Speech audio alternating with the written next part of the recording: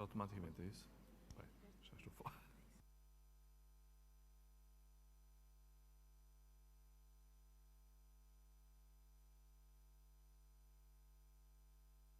Está ligado.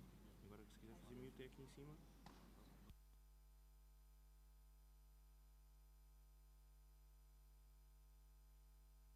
Agora Ok.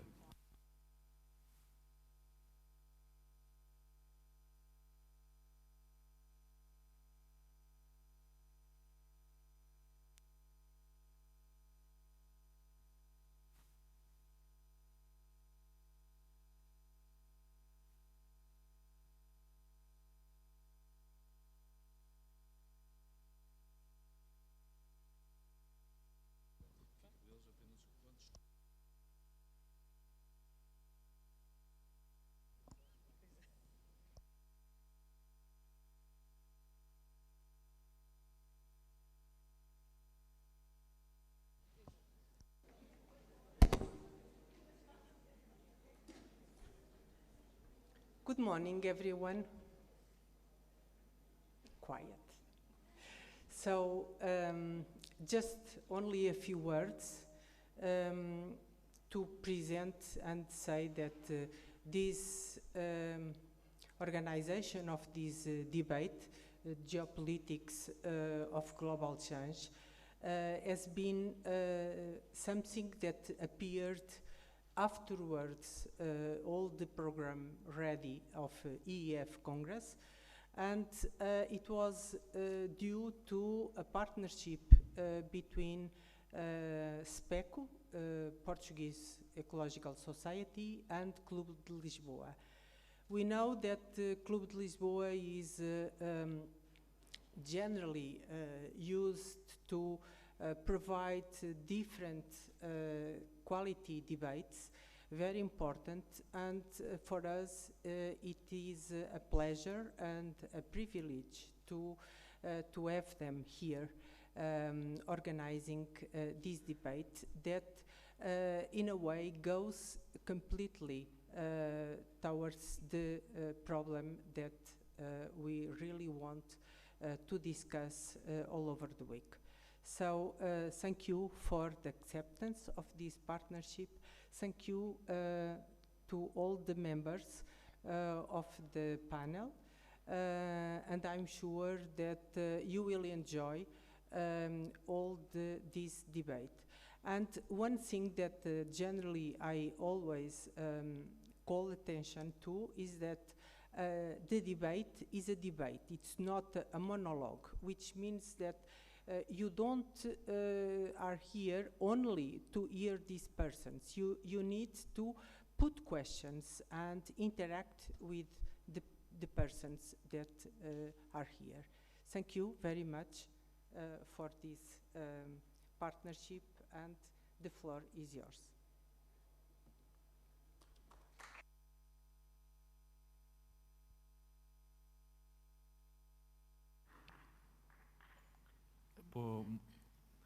Good morning, welcome to everybody. My name is Leonido Ferreira. I'm Deputy Editor of Diário Notícias, one of the main Portuguese newspapers, and I'm here as a moderator of this debate. I'm also a member of Club de Lisboa, that is organizing these Lisbon Talks, and the idea is four initial interventions by the speakers. After that, we will have a small moment with some talk, some question by me, and after that, the public will have opportunity to also make some questions to the speakers. I will start to introduce briefly the speakers. Miguel Araújo is professor of Sociedade and also our most recent Prémio Pessoa. Is a very important Portuguese prize, not concerning only ecology, but all the aspects of cultural and scientific life. Professor Helena Freitas from Universidade of Coimbra. Bernardo de Cruz, Executive Administrator of Sociedade and also expert on politics. Recently is really a great expert in Brexit in the Portuguese press. Felix Ribeiro from the Gulbenkian Foundation. And to start immediately, I will give the floor to Miguel Araújo.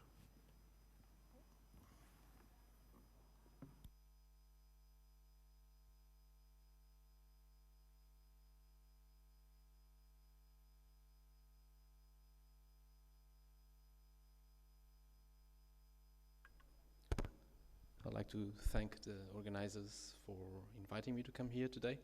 I was about 40 hours ago, I was in Africa. I was in Southern Africa and Mozambique. So I recently landed in Portugal. And yesterday I was scribbling some notes to this conference because this is a very broad topic and not, of course, the topic I usually work on.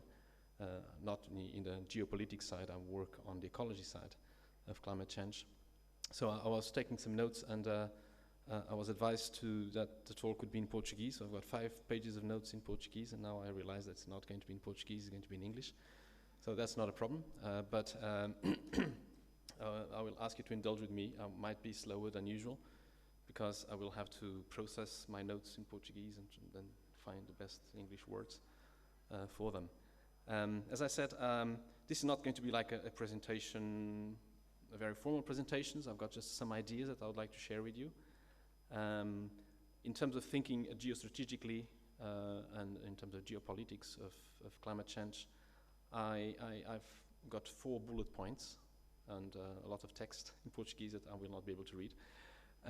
So the 4 bullet points, the first one is a bit about the origins of the problem. I think we have to, I'm a modeler, I'm a biodiversity modeler, and I like to think, I'm a great fan of simplification, parsimony. So I like to think of complex problems in simple terms. So I will suggest that the origins of the problem can be summarized in an equation of 3 terms. And then I'll make some notes on the tendencies of climate change that we are facing at the moment, and some of the geopolitics, the major predictable changes in terms of geopolitics, and then some notes on solutions. We could spend hours on that, but I will try to be brief. So on the origins of the problem, I said that we can summarize it as a terms of 3 equation of 3 terms. Basically, there is a very strong correlation. So the first term is demography. There is a very strong correlation between human population, the numbers of people on the planet since the industrial age to now, and emissions of CO2. And we know, I mean, I'm not going to explain why CO2 is related to climate, because I don't think it's necessary in this conference. So but there's very strong correlation, and there's also a cause effect relationships. I mean, more people consume more stuff leads to more energy consumption, more emissions, etc. We've been, as Homo sapiens, most of our history, I would say whole of our history, if you consider ourselves to be about 200,000 years, with 290 ppm of concentrations of CO2 below that number, and we're now today at about 414 ppm, and adding 2 ppm to levels of concentrations every year. So we're heading to a world by the end of the century which might be close to 750 ppm, which is very different from the world we've had during our existence as a species.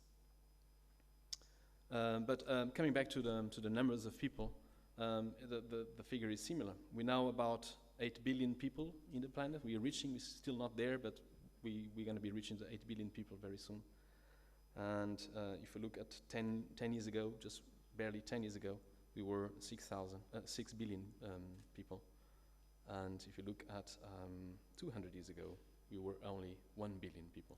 So 200 years ago, which is nothing in terms of human history, we were 1 billion species. Now we're getting to 8 billion. And the projections towards the end of the century is very difficult to exactly know what's going to happen, because there's many socioeconomic factors that can change the projections. But in a worst case scenario, or perhaps a realistic scenario, we're going to be reaching the 12 billion species. And there is an alternative scenario that we might pick in terms of numbers by the mid of the century and then decline. We're already declining in terms of rate. The rate of growth is smaller than it used to be, so the peak was in the 1960s.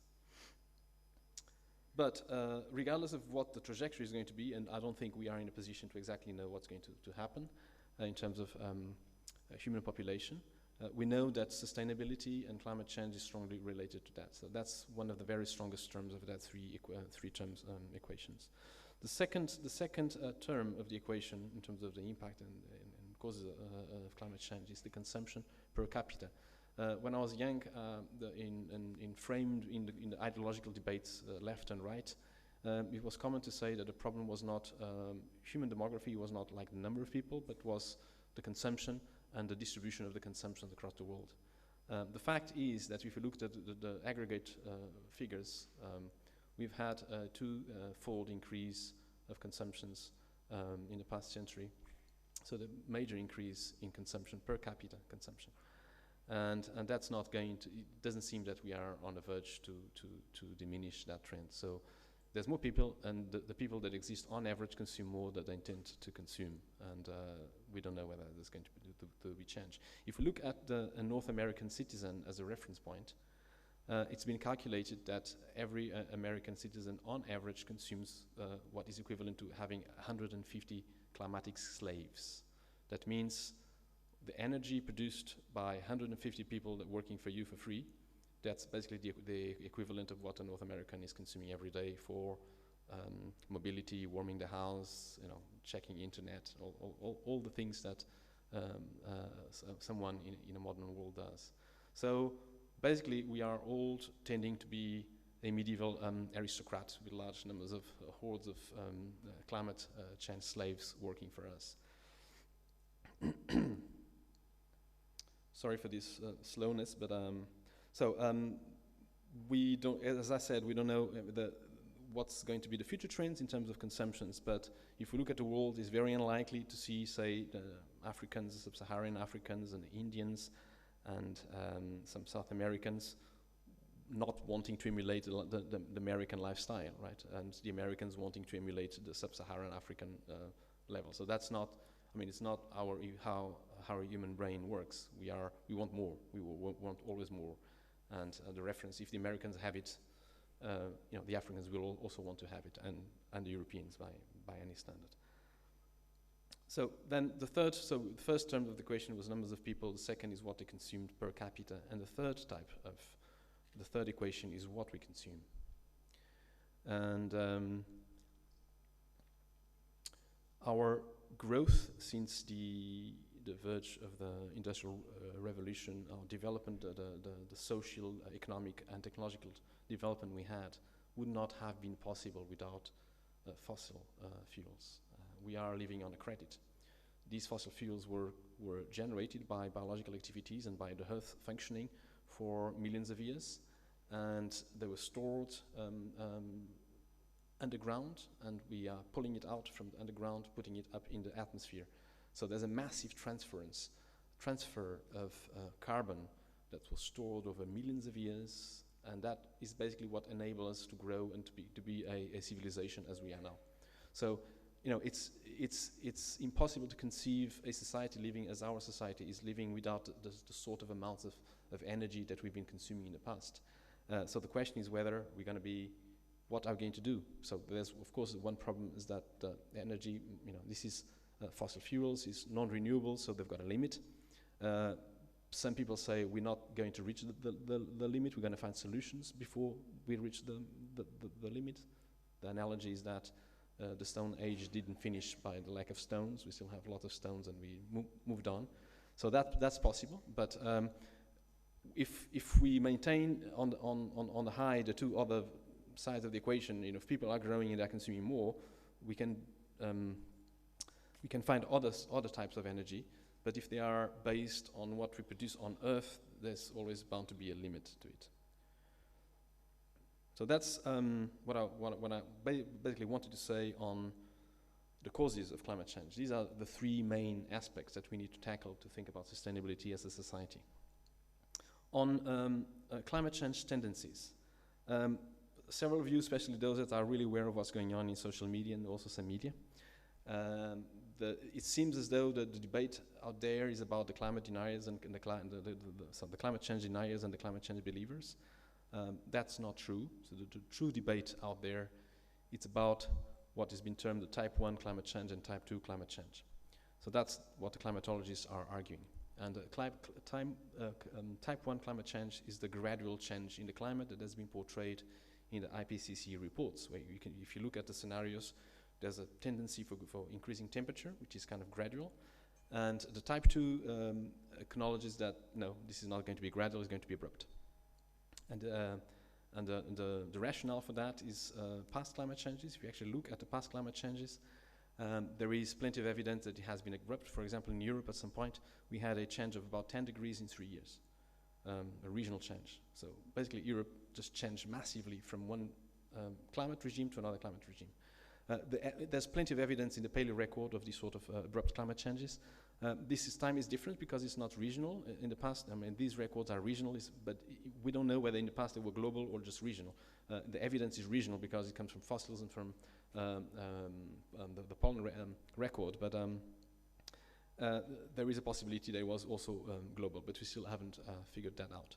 But from our knowledge, it's the first time that we have evidence that there is a global massive climate change, and those type 2 climate changers or modelers, they believe it's going to be abrupt. And in fact, it seems as though all of the predictions by IPCC were very conservative. We are indeed going, for example, this June, we had a massive melting of Greenland, sorry, which was predicted to happen by the end of the century.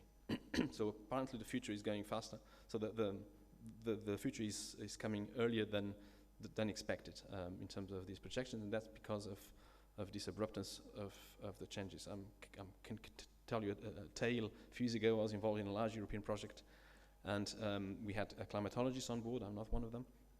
And one of the scenarios was called the grass cut.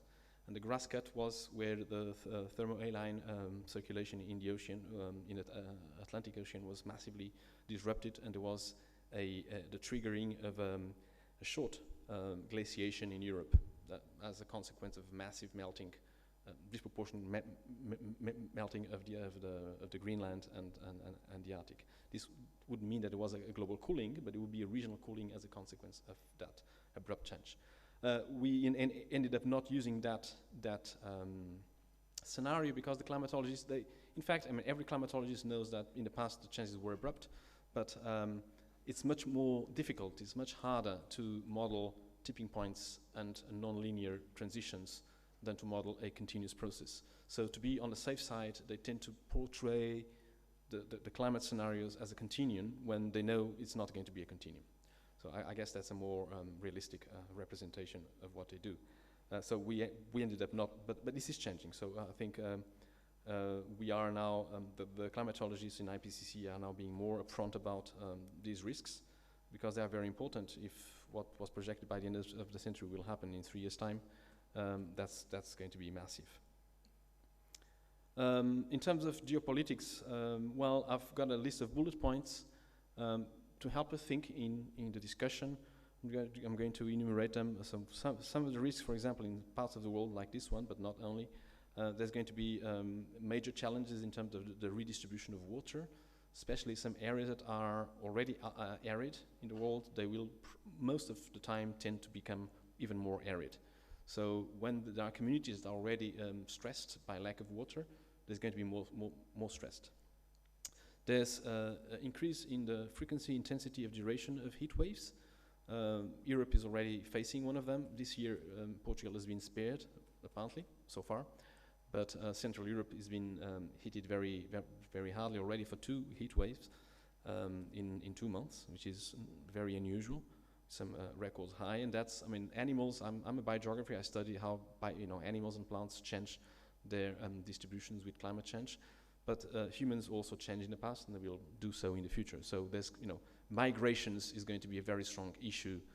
Is already now, and it's going to be even bigger with ongoing and future climate changes. Sea level rise, well, I don't need to explain a lot, but coastal areas and island systems are becoming threatened. Some countries that are islands are predicted to be completely underwater very soon, so they will have to relocate totally.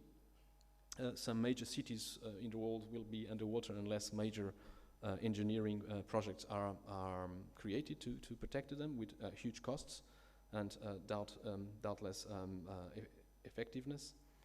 Melting of the North Sea will create new routes that will create new opportunities for trade on the bright side, but will also create lots of political tensions of who controls those routes. So in terms of geopolitics, that's fantastically important.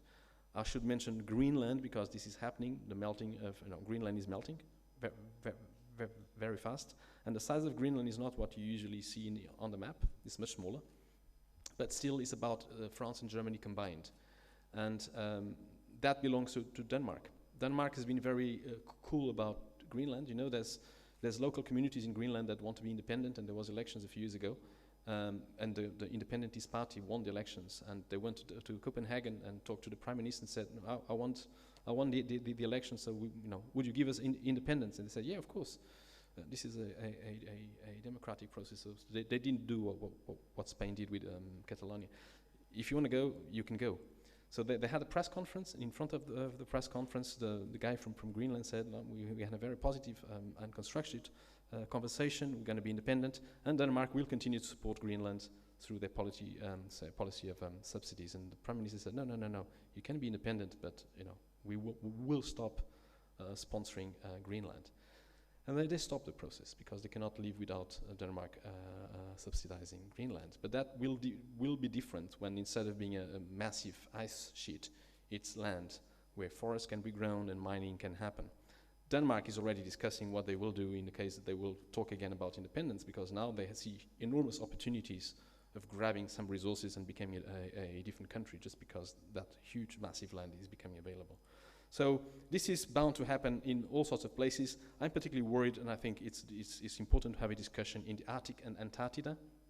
The Arctic is melting, Antarctica is starting to melt.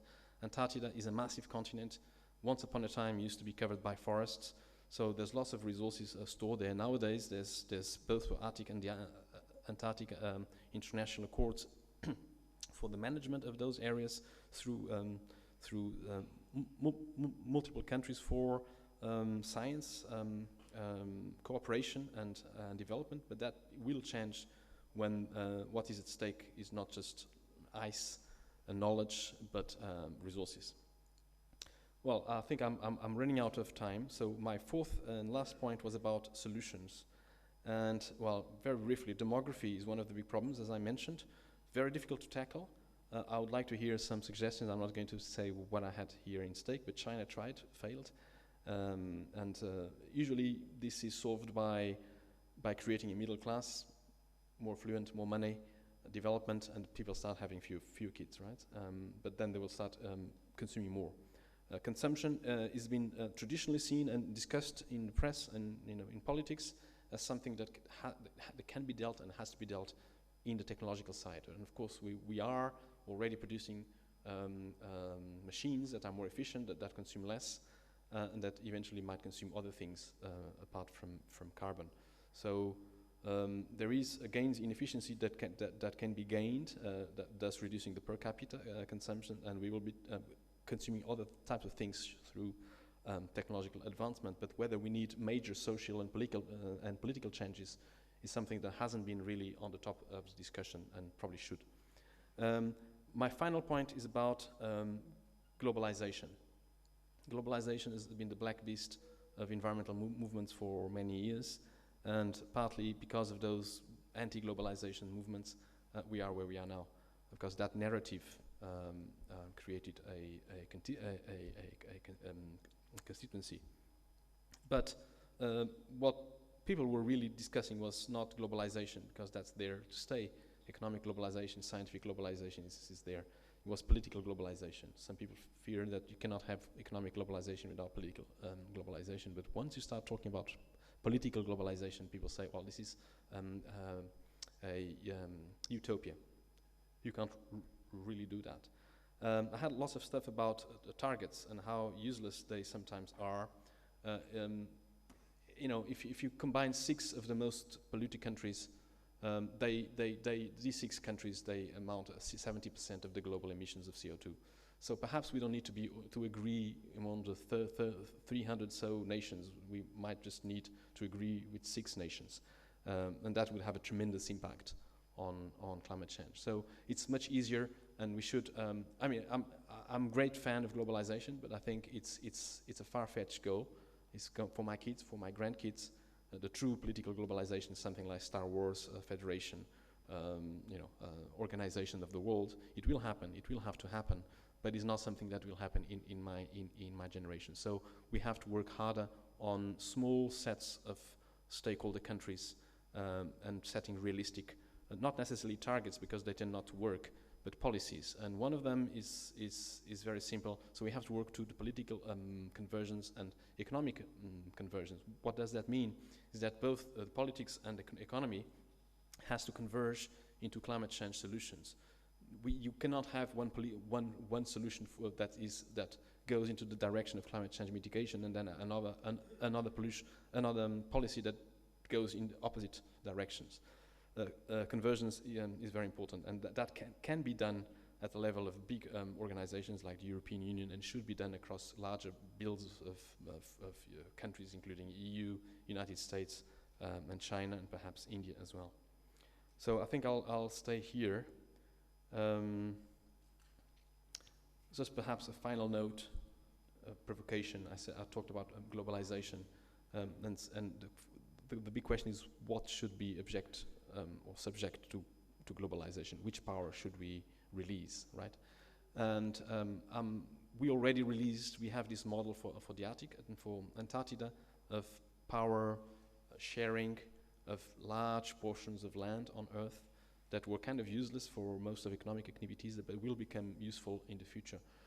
So I mentioned there was lots of tension. There will be tensions about who controls those resources and those lands, but there is also an opportunity to use those lands for international cooperation, conservation biology, using them as carbon sinks and biodiversity sinks as well, and sources. So there are opportunities for international cooperation in those lands, but also in other lands. I think it's very important that something is done about the Amazonian rainforest, because it's got a very important role in climate regulation and biodiversity conservation. And that, of course, belongs to a set of countries, but the responsibility they hold is much bigger than there were accords in the past that were working. For example, Brazil had a series of targets for stopping the deforestation that were completely halted now. So Brazil got a lot of money to actually not destroy the Amazonian rainforest, and now is destroying the Amazonian rainforest. And that is because they can. They agreed in the past, but now we have to finish now. Thank you. They can. So that raises a number of interesting political issues. Thank you very much.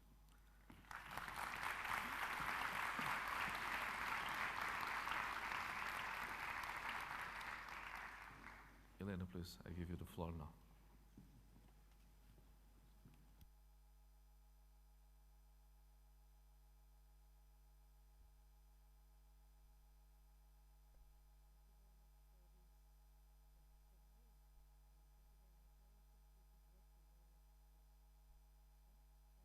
Okay, apologize. Thank you very much for this kind invitation to join the meeting, and I'm very happy to see that it's happening in Lisbon and in Portugal. So I congratulate Cristina Magos as president of the EEF and all the members of the board for this happening, and I'm really proud to have it in Portugal this time. Well, I had the same problem with Miguel, so I prepared the text in Portuguese, but then when arriving, I've realized that I would have to do it in English, so I apologize if this is a very bad translation, but I will do my best. The topic is very challenging, so I preferred to write the text, and that's the reason why I apologize for this quick translation. The commitment to sustainable development, namely after the Rio Summit on Environment and Development in '92 and the Johannesburg World Summit on Sustainable Development in 2002, is one of the biggest challenges facing Portugal and the world. Climate change, population growth, water and food management, protection of the oceans, conservation of biodiversity and ecosystem services, are increasingly determining choices and decisions in any country. Environmental and social and political issues intersect and influence each other, increasingly justifying joint reflection by public authorities. In this regard, I recall an analysis by Nicolas Hulot, former Minister for the Ecological and Solidarity Transition of Emmanuel Macron. We have to combine the problems of the end of the month and the problems of the end of the world. With some controversial inspired exceptions, world leaders today recognize the severity of climate change and its impacts on human communities, natural resources, and infrastructures. On the other hand, globalization has been transforming economic models, supply chains, labor markets, industrial relations, and migratory flows. Millions of people today work in an economy facilitated by digital technology and backed by advances in robotics and artificial intelligence. This combination is a window of opportunity for the territories and the world economies. If properly framed in the goal of decarbonizing the economy by 2050, a collective and universal commitment to reach the goal of limiting the global temperature increase of the planet. Today's major political problems are clearly connected, from the fight against terrorism, migration, development of new models of environmental sustainable economic growth, the promotion of tolerance in multicultural societies. Solving them will only be possible and credible in a globally committed and supportive architecture. These developments require a strong, effective system of international rules and institutions to ensure that justice is at the center of governance, and decision-making and strong support for the United Nations must be maintained. Without the organization, we would not have the Paris Agreement, even though we can discuss it further, on climate change or the 2030 Agenda and its goals for sustainable development, which are mandatory roadmaps in the fight for a better world. This does not mean that the United Nations should be immune to criticism or reform. The challenge for the United Nations is now far greater than trying to maintain peace and security between nations or contemporarily between the superpowers. It is to develop inclusive, fair, and viable solutions to the economic, social, humanitarian, and environmental problems facing the planet. The global political climate has changed dramatically in the last 3 years. The financial crisis has led to growing opposition to globalization and has fostered resurgence of populist, protectionist, and xenophobic policies. Much of the hope and unity that could be observed in Paris in 2015 has been replaced by fear and hope. Brexit and Donald Trump's election are just two examples, but we can see comparable trends across Europe and around the world. The unworthy, simplistic, and biased politics of populism is the antithesis of all we can desire. It will always be a policy that consciously disregards the values of solidarity and justice, which are the identity of sustainable development.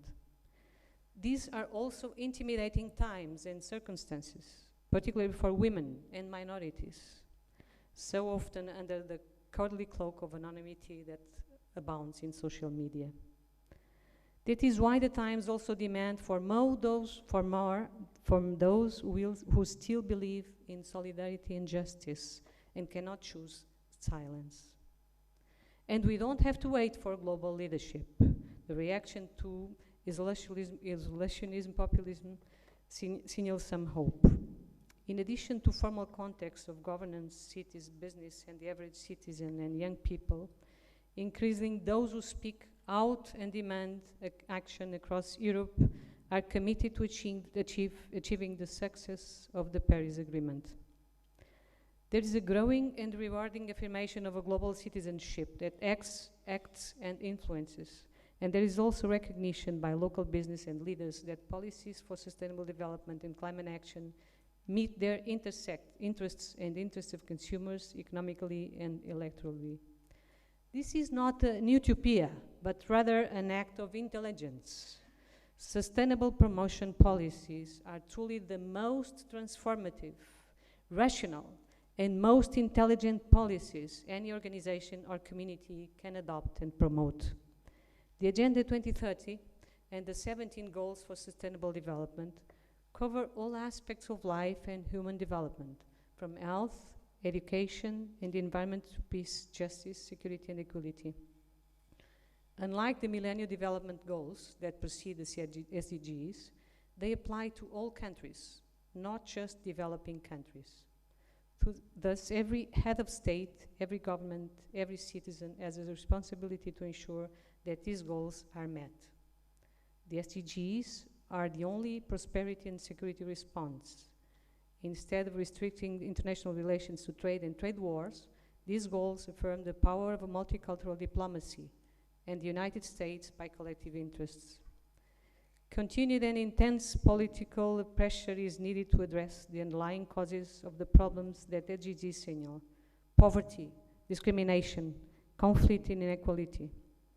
Indeed, if we do not place inequality at the center of the development agenda, we will be doomed to collective disaster. We need the courage to confront the political, commercial, and economic interests that seek to maintain the present unequal order and seize the opportunity that the transition to a low-carbon economy offers us by correcting the inequalities. We need to promote agreements, inclusion, and consensus to achieve policies that work for the common good rather than limiting self-interests in both the public and private sectors. And we need to inspire hope in all sectors of society, especially young people, by letting them know that their voices will be heard, their experience and knowledge, and their ideas welcome in public policy making.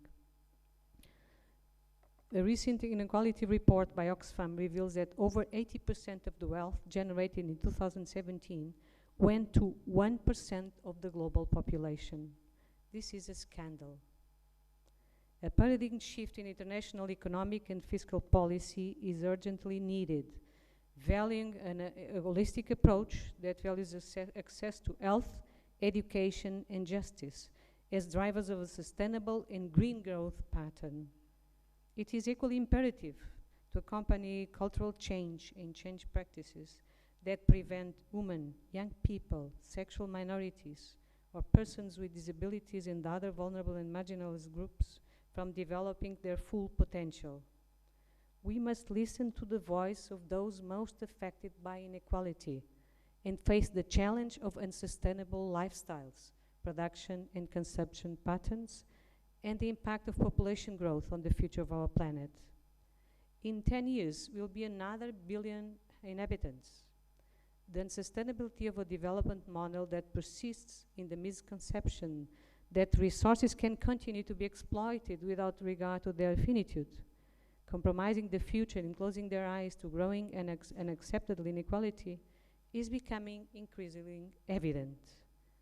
The awareness of the limits and the perception that we are living a critical environment and social moment no longer expresses an utopia or a disproportionate stubbornness of some who do not trust the ability of man to find the solutions they want from science and technology. Just look at the scenarios and numbers objectively. The planet's global population, the demographic evolution in the next decade, we will reach 8.6 billion. That is, by 2030, will be another billion inhabitants using space and resources. Will be many more driving cars, traveling by plane, demanding more food, building more houses, and drinking water. If everyone adopts per capita consumption habits similar to those of Americans or Europeans today, resource depletion and planet degradation are inexorable, with or without climate change.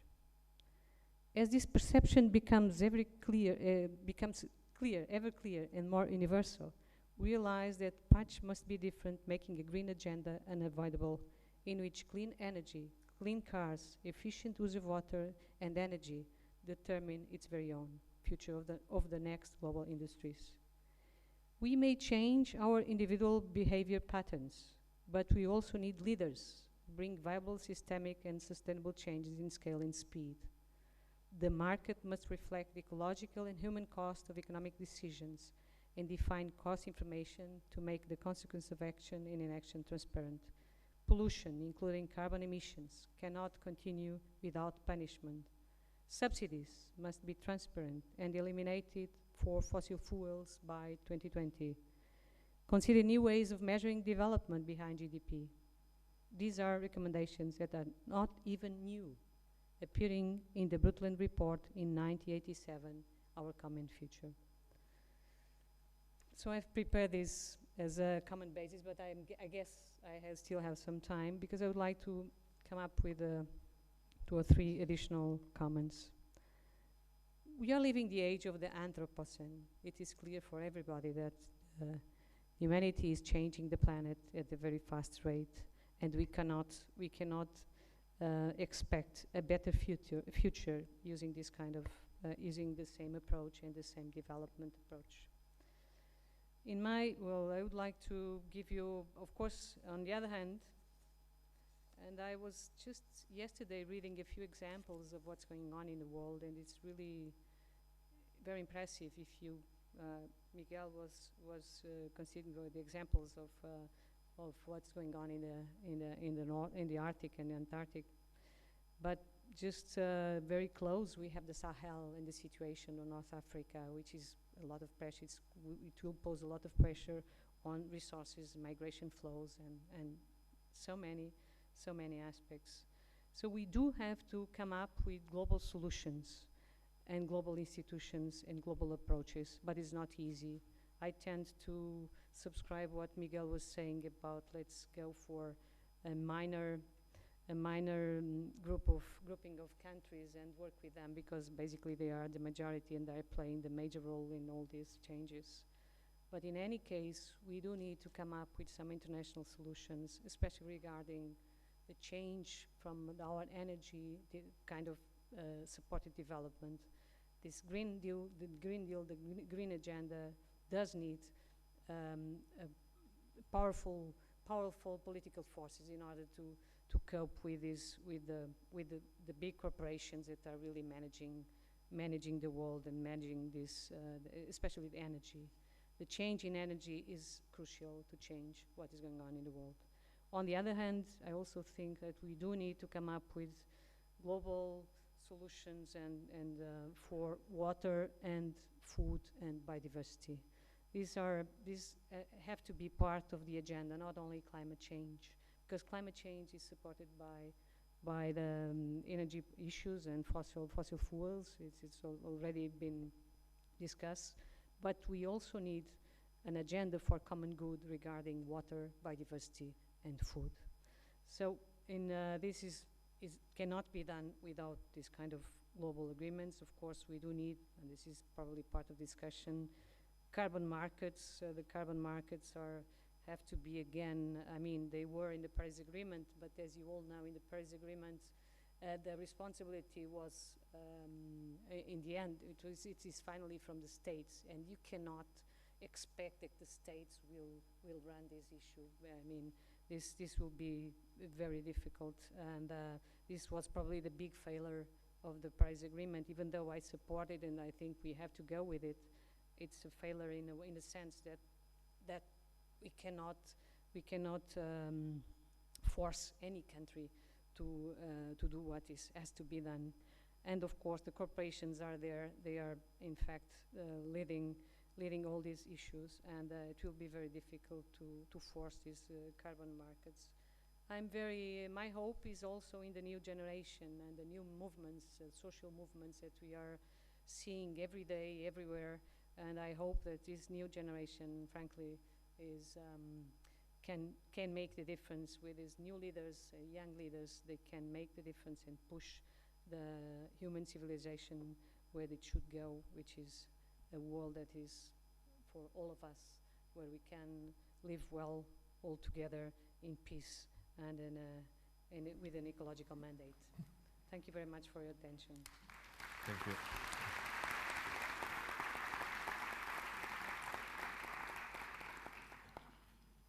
Thank you, Helena. Please, Bernardo.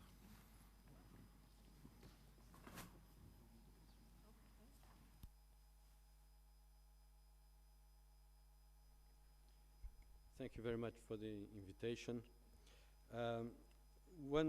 Two comments before I start. One is that whatever I'll say today is on me and not on any organization that I work for or represent. And the second comment is that I've known Helena de Freitas for about 20 years, and you will see how obviously we are friends after you listen to her and you listen to what I have to say. We probably should have written this together to make it easy to everybody else. A little over a century ago, more precisely in the 11th hour of the 11th month of the 11th day, the Great War was ended. It was a war that started by ignorance and stubbornness, where we fought along long lines of trenches that crisscrossed Europe, where we used new technology, and more than 20 million people died. Peace came, and the horrors that we witnessed in those 4 years proclaim us to claim that we had survived a war to end all wars. But peace was as selfish, stubborn, and short-sighted as war, and less than a generation later, we were at war again. A more violent, technological, and destructive conflict, a war that showed us the absolute evil, and where close to 80 million people lost their lives. The peace of 1945, born in the battlefields and in concentration camps, was a different kind of peace. It was a generous peace that brought enemies together into a common house, that promotes knowledge, collaboration, and agreement. It was a peace that took care of the living on both sides of the trenches and learned from the 1918 mistakes. It was also peace that gave comfort to a new level of collaboration between people and leaders who, having survived madness and blindness, had the intelligence and the vision to share resources and build together. In that solidarity, under the shadow of the Iron Curtain stretching, as Churchill said, from Satin in the Baltics to the Trieste in the Adriatic, the European Union was born. This new peace grew quickly and with bold advances and strategic fallbacks, supported in memory and history, we fulfilled the 1918 pledge we had survived a war to end all wars in Europe.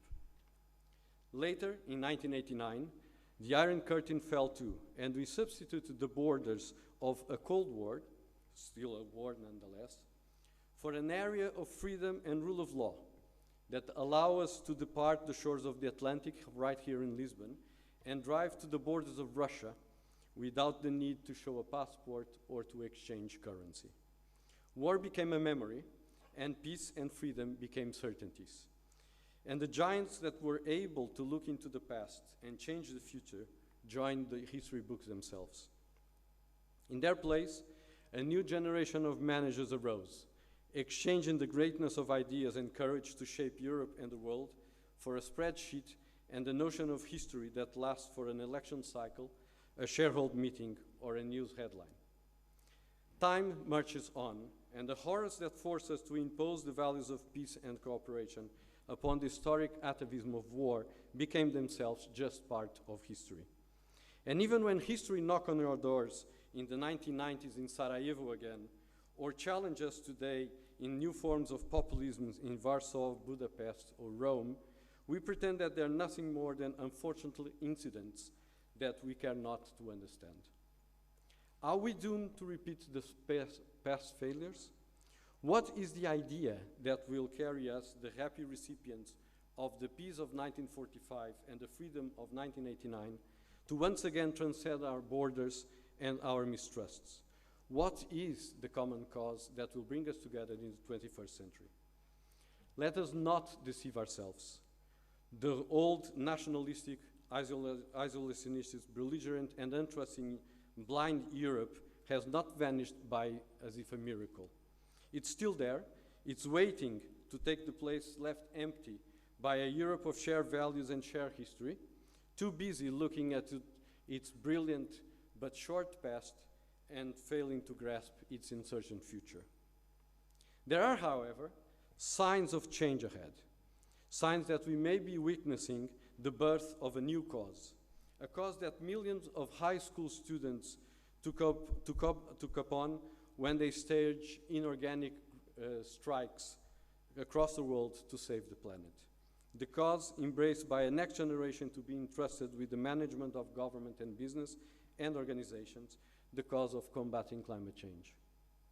Potentially more destructive than war, and surely too big to be addressed by individual states and organizations, climate change demands the same level of vision, partnership, collaboration, and solidarity that were in the core of peace in Europe for over 70 years. Climate change may have the capacity to bring us all together in a common ambition that is not limited to, but needs to go beyond the borders of Europe. In fact, the time for the debate on the ambiguity and contradictions between development and climate change is over both for developed and developing countries. It is over because science tells us that the clock is running down and we're living in borrowed times. We just cannot postpone it anymore. It is also over because the development model has changed dramatically and existing developing countries need not, nor should they have to, follow the same paths to social development and economic growth that existing developed countries walked since the 18th century. Additionality, or in additional, the main culprits of climate change are not in the developing world, but in the developed or fast-growing economies, including major European nations. Is the future, therefore, full of promises, potential, and achievements? No, it is not. Indeed, the path is neither easy or unhindered. In our new century, we face three different models of development, espousing different goals. Some argue that the world should be governed on the network of bilateral agreements and competing national interests. Others decouple economic and social growth from political rights and democracy, putting a premium on the former and ignoring or even disavowing the latter. The European model is based on lessons of history and on the solemn proclamation of ambitions for common dignity. As we seize the fight against climate change, we must equally embrace the fight against poverty, ignorance, discrimination, violence, diseases, and all other forms of human affliction that are beneath the shared goal of individual and collective human rights for all. To reach the goal of environmental sustainability, social development, and economic growth, the world needs to invest $5 to $7 trillion a year. And existing fundings result in a gap of $2.5 trillion every year. In developing as in fighting climate change, we cannot go as business as usual. We need to overcome all prejudice, rethink our approach to sustainable development, and incorporate previously excluded actors, namely the private sector. Business and corporations are key elements for sustainable development, for there is honorability in individual progress generated by a well-paid job, allowing children to go to school instead of having to work, and there is virtue in the collective advancement induced by business paying their taxes, allowing governments to provide for public policy. If we act now, it may not be too late for the people, the planet, the prosperity, the peace, and the partnership that the world agreed upon in 2015 when we approved the Sustainable Development Goals, the Paris Agenda for Climate Change, and the Addis Ababa Agenda for Action. If the European model, imperfect, incomplete, and flawed as it is to succeed, we need to summon everyone to do their fair share. Developed and developing nations and international organizations, NGOs and civil societies, universities and research centers, corporations, business, and small and medium enterprises, as well as each of us. This new idea of Europe, a champion against climate change, a supporter of inclusive economic growth, and a promoter of social development in a multilateral cooperation, is not actually new. It's the same pursuit of peace that brought us together in 1945 and the freedom that we celebrate over the remains of the Berlin Wall in 1989. There may be a future yet for a generous idea of Europe and indeed for the world. But we must not only hope. We need to act now, and we need to act it together. Thank you.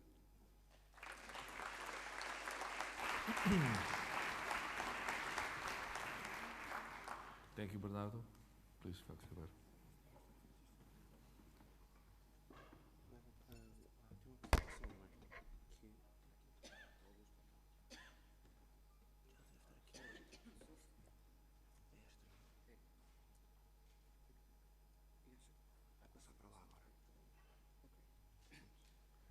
Good morning. First of all, I am very thankful to the organization to be here with you. But I decided to have a small presentation because my English sometimes is not so good that I wanted. First, I wanted to say one thing which is very important. We are facing with two different kinds of problems. One is global changes, and I will say that global changes are linked with the human species. And the most important thing that our species has discovered in the last years is an extraordinary thing. We can influence the climate of Earth. This is something of a huge process of maturity for our species. But it puts a problem in what concerns what we are going to do with this discovery of power. Geopolitics are completely different from global change. Geopolitics belongs to rivalry, competition, and cooperation between big states, big powers, other states, and non-governmental organizations, in turn of a very important problem.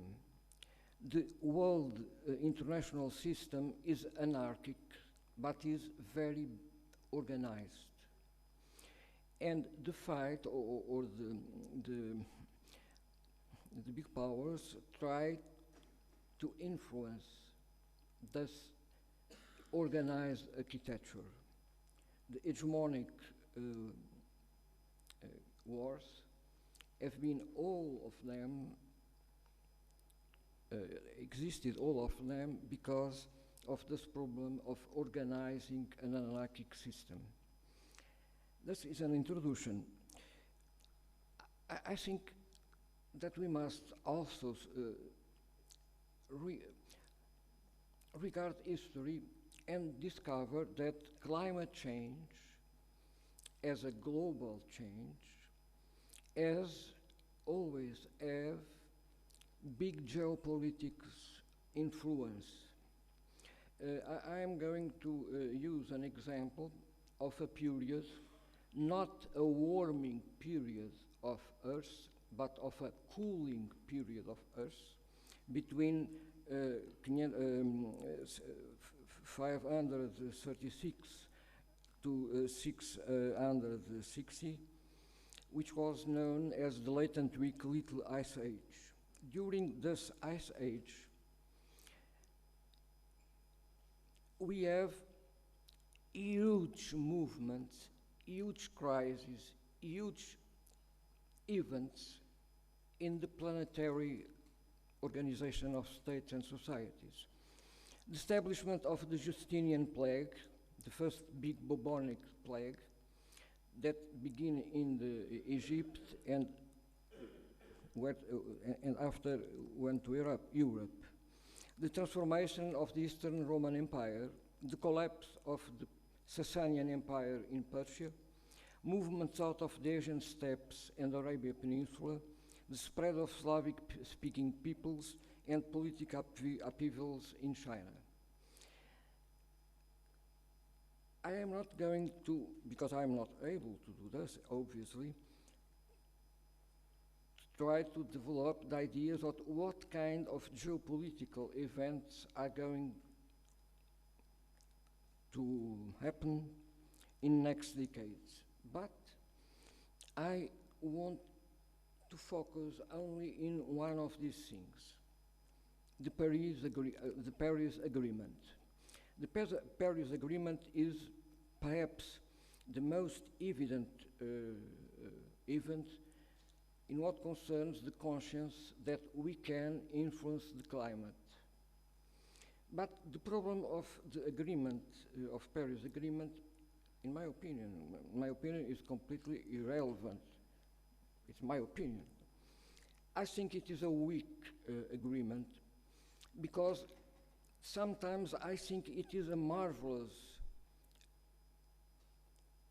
happening of diplomats and lawyers,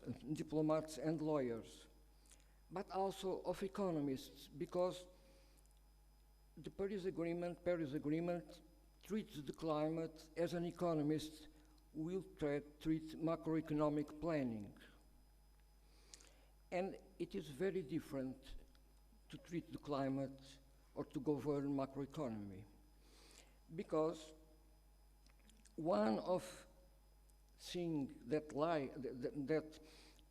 the Paris Agreement doesn't have is the mobilization of human ingenuity to discover new technologies to tackle the problem of the climate. And without new technologies, we are limited to renewables. I will not say what is my opinion about renewables, but I will say that the most trying to see next decades, I think that if Paris Agreement does not develop initiatives for cooperation between states in new technologies, and I will speak about two of these technologies after this introduction, I think that it is going to be a flop. And when we discover that it will be a flop, many are going to say one thing which is very clear. We must regulate the production of oil and gas if we want to reduce carbon dioxide in the atmosphere.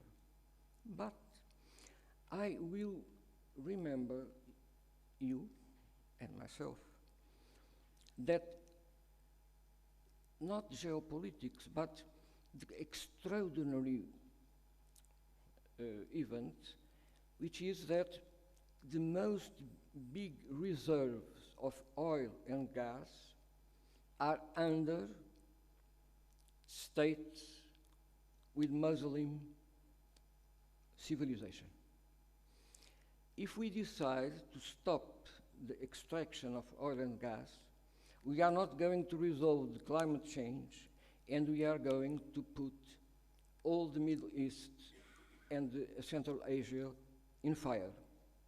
It is very important to have this in consideration. So I think we have three main challenges as a species. First of all, we must change the world energy paradigm to become capable of long-term influence on the climate. More focus on sustainable hydrogen and nuclear fusion. I was very impressed when I, in 2060, I was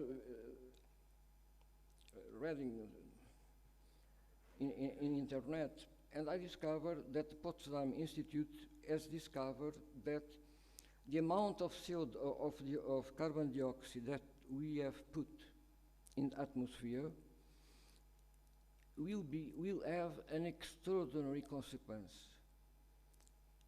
The next ice age can be postponed 100,000 years.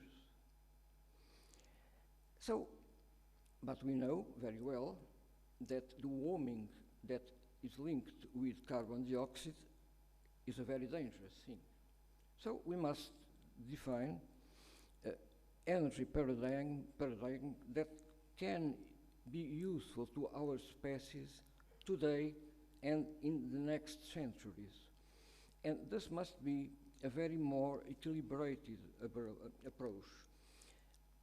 I speak about hydrogen because hydrogen, as you know, today is extracted from natural gas or from oil in chemical processes, and hydrogen is very useful, but as it is being produced today, it sends to the atmosphere a huge quantity of carbon dioxide. So when I say we must work about sustainable hydrogen, is what is nowadays being searched in the United States, in Germany and Europe, which is to extract hydrogen from natural gas, obtaining no carbon dioxide but solid carbon. Because solid carbon is the material of the future. We had a Stone Age, we had a Bronze Age, we had an Iron Age, and we are entering the Carbon Age of materials. I'm not going to develop this, I can explain you in the debate. And nuclear fusion, I think I have a slide, but I think I must reduce the exposition. And what this slide said, MIT in the United States have been developing a fusion approach, fusion power approach, which use something which we have not in quantities in Earth, which is helium-3.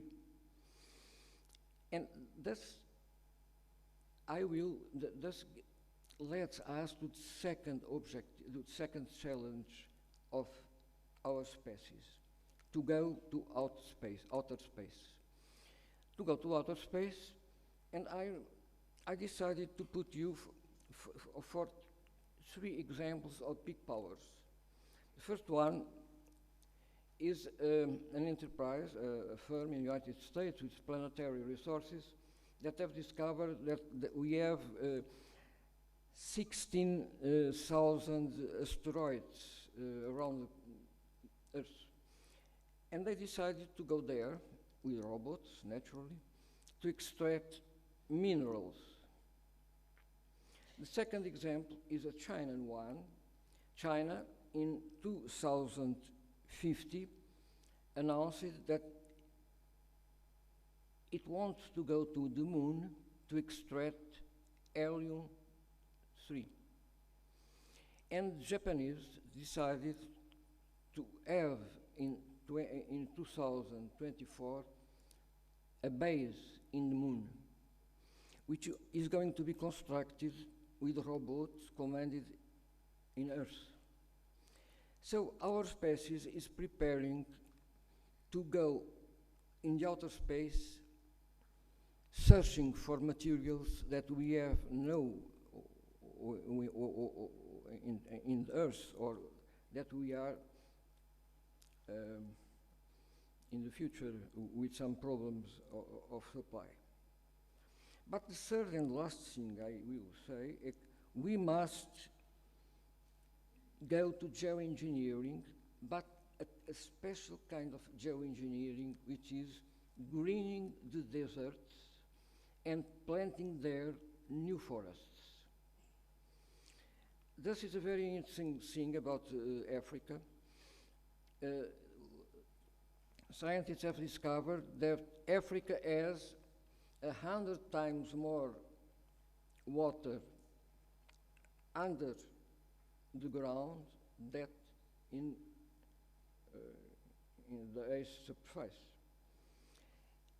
And this is going to be very useful to green Sahara and Sahel and to plant a new forest there.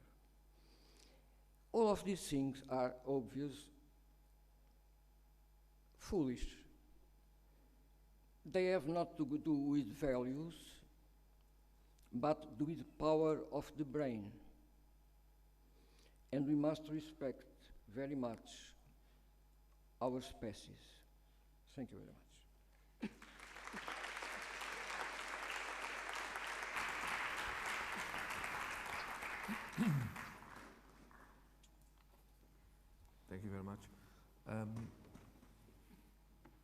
To gain some time and give the opportunity to the public to be in this debate, I will make only 2 questions for all of you. And going from the micro to the macro. As a journalist covering international politics, it's very usual to find the climate change and geopolitics related. For example, if you look to the conflicts in Nigeria nowadays, some people say that is a conflict between Muslims and Christians, but if you look more closely, you will see a conflict between shepherds and farmers. At the same time, if you look to the competition between China and the United States for being the next superpower, for example, the shale oil and gas production in the United States suddenly gives a lot of new geopolitical influence to the United States. This is probably the reason why the Middle East is not so important in the foreign policy of Donald Trump as for other presidents. I would like to have a comment of you in these both extreme situations, the local and the global. Thank you. Bernardo probably will be the first. Do you mind? Okay.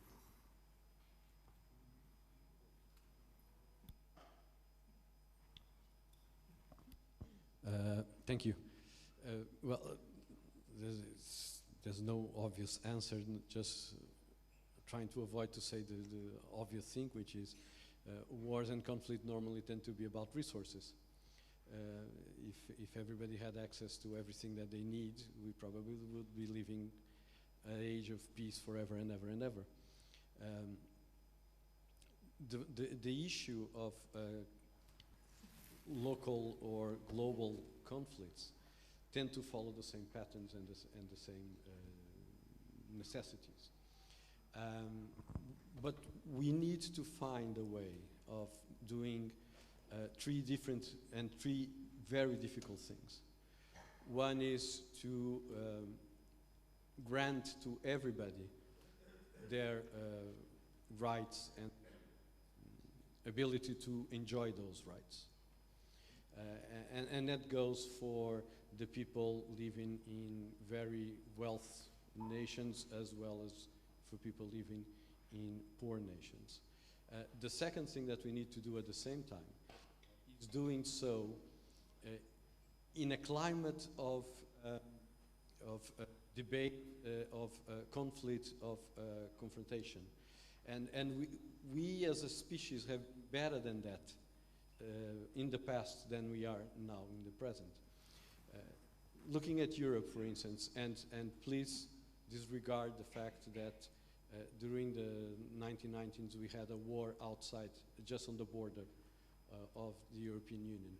But looking to the world history between the fall of the Berlin Wall and the fall of the Twin Towers, we managed through an amazing moment of multilateralism to solve or to address enormous amount of number of problems that we were facing as in the world. We ended apartheid. We ended the war in the Balkans. We managed to grant independence to Timor-Leste, something that is very close to the Portuguese imagination. We ended,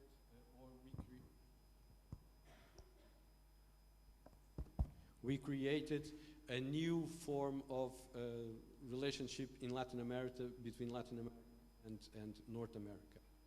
We almost solved or improved the relationship between Israel and Palestine in Jerusalem. So when we talk about conflict, we talk about how to deal with the local conflicts or the major world changing conflicts. What history tells us is that when we do it in an international environment of cooperation, multilateralism and international law. We probably, and we do go much further and much better, and we are much more efficient in doing so. Nowadays, we're going the other way around.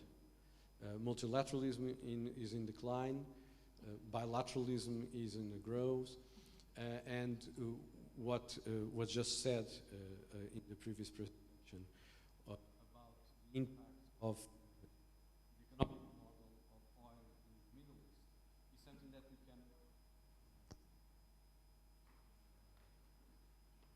probably need another. It's something that we need to look not only for the Middle East, but we need to look across the globe.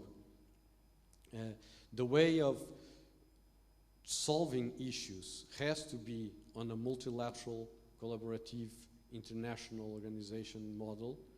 That much history shows us. But then we need to add national issues, regional issues, and concerns. But if it was easy to do it, we probably have done it ages ago. Thank you. Thank you. Please, Helena. Well, thank you for because these are very good examples. Of course, it seems that we are in a sort of denial stage. It's a kind of a social, psychological denial stage, because we all know, and we all are pretty aware that we have to change things. Resources are, of course, not infinite, and even science and technology cannot solve the critical issue. And the critical issue is that we have to change some of our traditional actual rules. The example of the Sahel is very interesting. I don't know if you are all aware of it, but Sahel is the region of Africa between 400, 700 kilometers from north to south, and that we have about 8 countries in this part of Africa, and these countries are Senegal, Djibouti. I wrote so that I could Burkina Faso, Nigeria, Chad, Sudan, Ethiopia, and Eritrea. These are the countries that are in this Sahel region. So from the aridity of the Africa up to the steppes of Sudan, and the lack of water in this part of the world is becoming more and more a critical issue. And then you have the pressure of the shepherds, as you said. And this is not new. And in fact, about planting trees, this is a project that is ongoing by the Europeans, especially not funded by the European Union, the African Union, the World Bank, and it's an ongoing project. They are trying to plant millions of acacia trees in order to sustain this progress of the aridity of the area, and try exactly to promote the combination of the use by the shepherds and the use by the communities in general.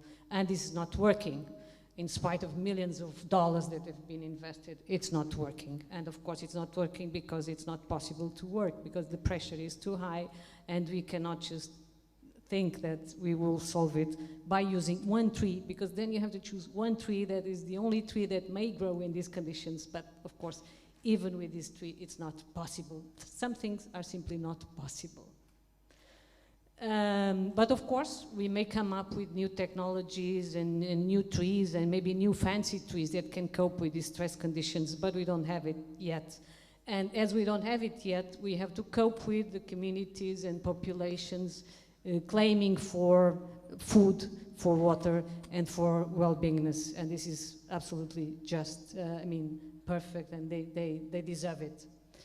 And so we are facing these new problems that are a direct outcome of this situation, which is migration of communities, because of course they look for better conditions. This is not new. In fact, the problem of Syria is again an issue that is somehow equivalent. It's another kind of problem, but it was the migration of the populations, the communities from the rural areas into the cities that somehow started the conflict in Syria.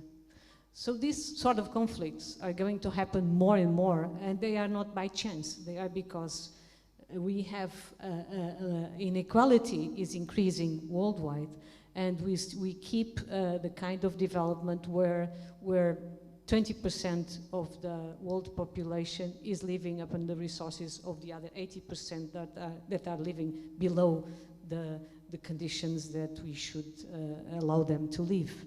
So this is the main issue, and this is the critical issue, and the only way to solve it is to change the development paradigm. That's no other way.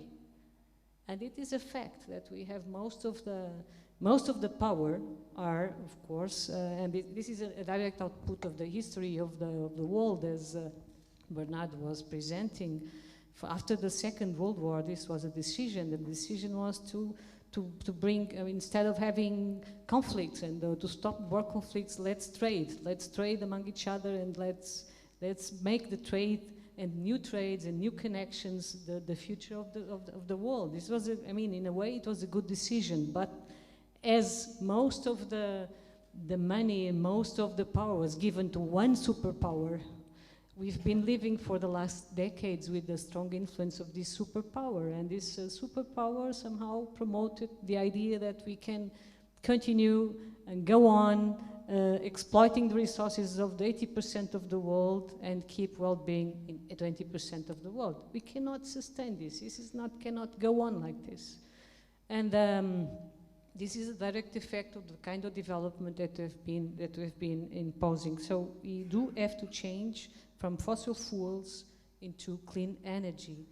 The energy is critical, it's true, and it is also true, and following what you have been saying, that of course the United States, now they have the shale gas is an option, and it's of course changing a lot of the geopolitics, because of course they don't have to rely anymore they don't have to rely for the next decades on the fossil fuel that is coming from other parts of the world, so they can somehow prepare their own development strategy. But this is when we consider that we have a world like this, as a kind of bilateral and isolationism, we cannot go on like that. We have to promote other world where everybody can participate in the processes, and everybody can make a decision and take part and join the decision process. So this is the kind of world I want to live and I want to promote. Is another world where we stop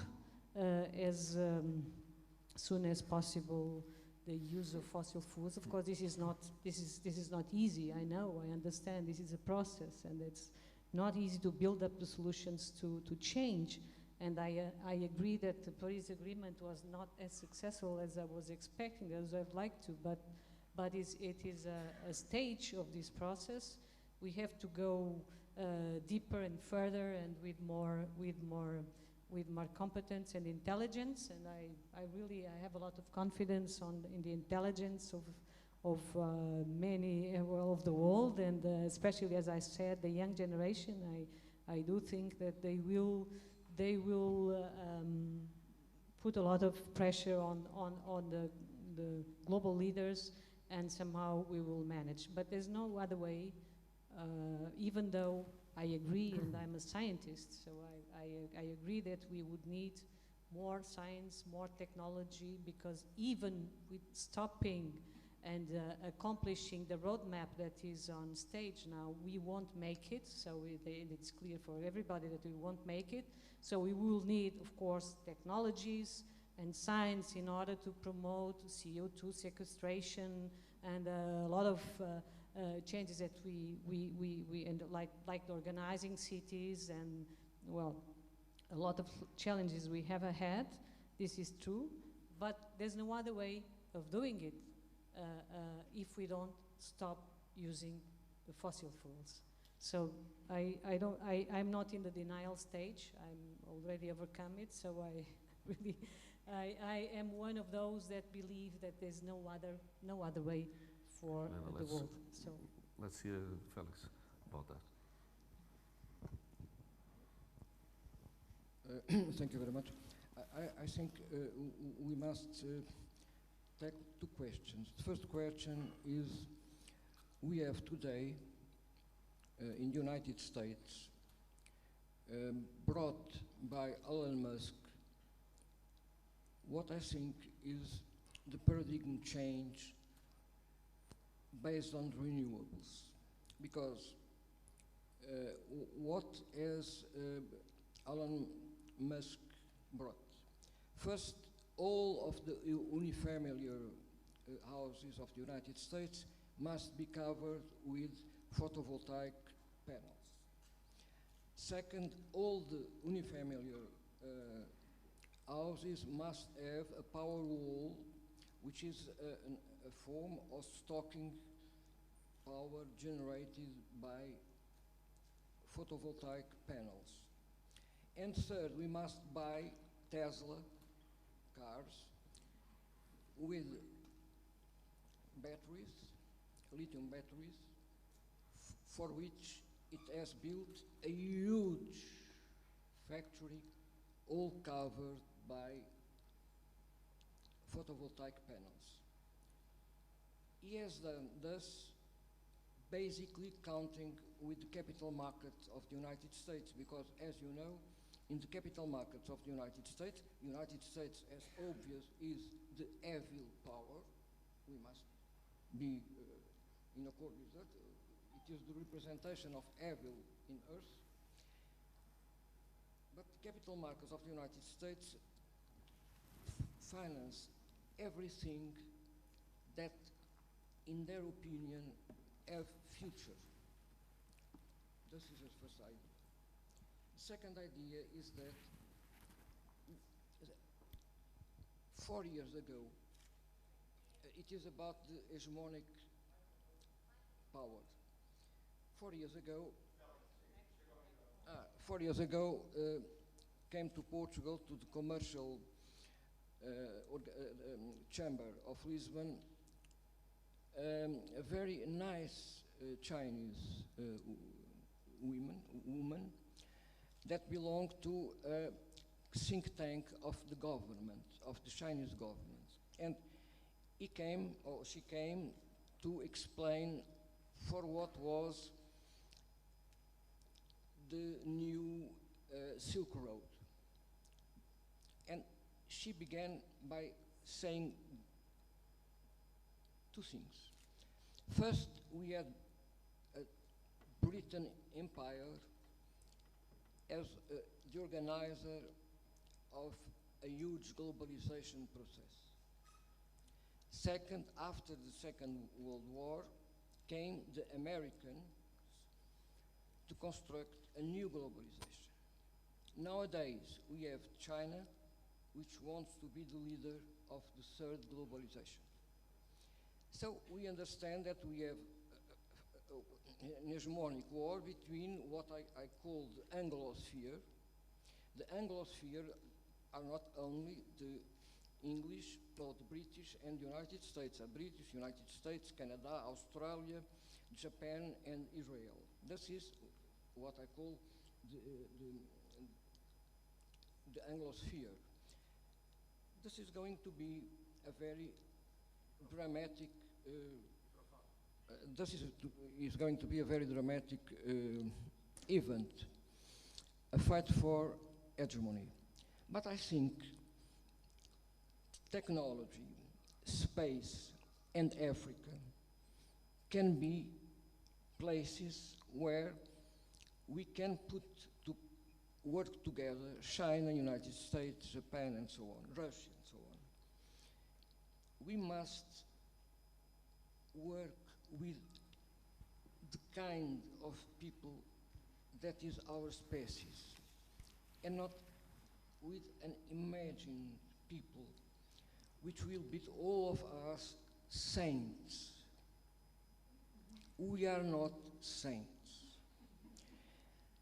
And we must discover that we can do extraordinary things not being saints. Thank you. Miguel. Your comment, please. I think a lot has been said already. I also believe we're not saints, and we have to work with what we have, which is humankind, human species, selfish, with all of the characteristics that made us a success. We've exterminated the other species of humans that existed. You know, once in Iberian Peninsula we had the the Neanderthal species, we wiped it out.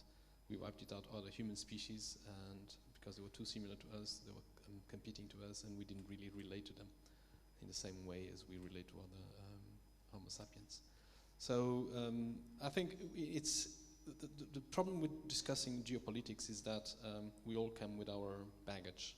We all have opinions about all sorts of things about politics. Some are from the left, others are from the right. Some are conservatives, others are more liberals, and that's fine. You know, we all have opinions, and that's good. We live in a democracy, and certainly from these viewpoints, these different neurological circuits, we'll find solutions. But I think we shouldn't be distracted by what we're talking about here. And we're talking about here as a major new event. The climate is changing. This is not a hype. It's changing. It's changing faster than expected.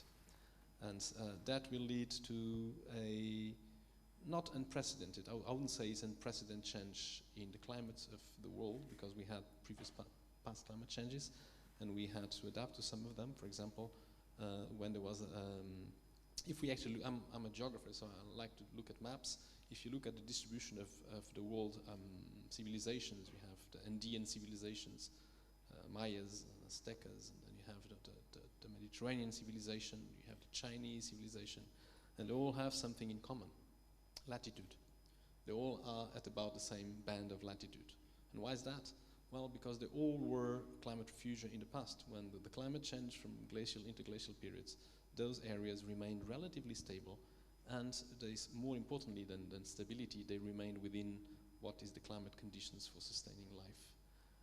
So, you know, we just imagine, we don't have hard evidence, because of course this was a long time ago, and we only have the fossil record, but there was movements north-south, and they all were converging to those areas of relative stability. Those was areas where they could live for a long time, and also benefit from cooperation, from information coming from different parts of the world, right? There was guys from the north coming to the south and bringing some technology. This happened in the Mediterranean, we know that.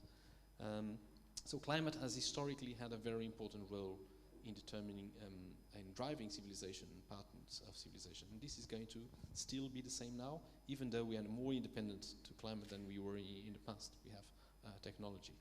And I'm divided upon what Felix was saying about, you know, we're going to the moon and getting new minerals, and I kind of like to think along those lines, because I think optimism is what we have to get out of this mess, right? We have to be optimistic. We have to be.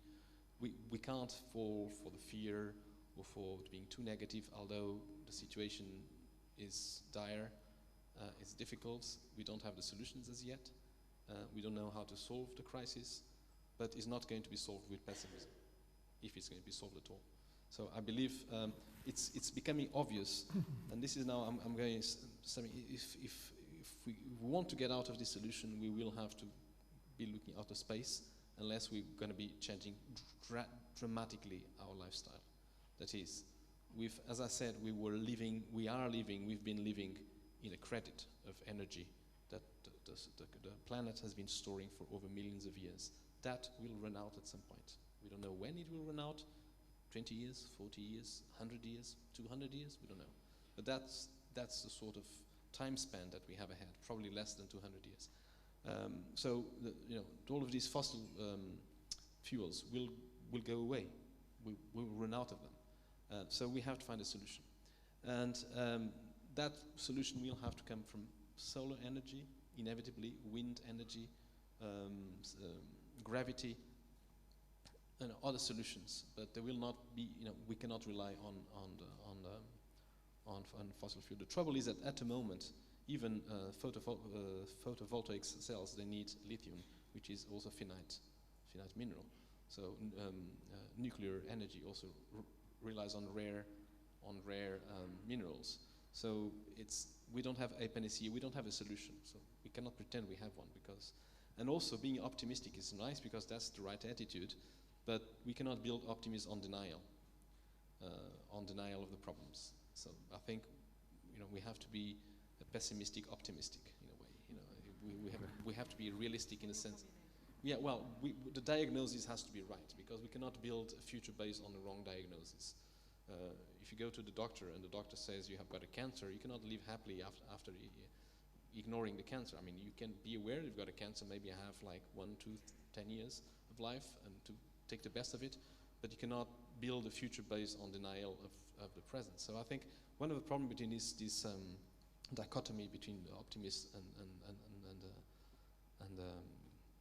pessimists is that there seems to be a correlation between optimism and denialism, and then pessimism has correlated with a lack of intelligence in finding good solutions, right? So we have to find the right balance there. I mean, that's as far as I can go right now. Thank you, Miguel. Well, we still have 15 minutes. I will give the floor to the public. The idea is half an hour? Yeah. The idea is to get 4 or 5 questions, and after that, our speakers will answer to the questions.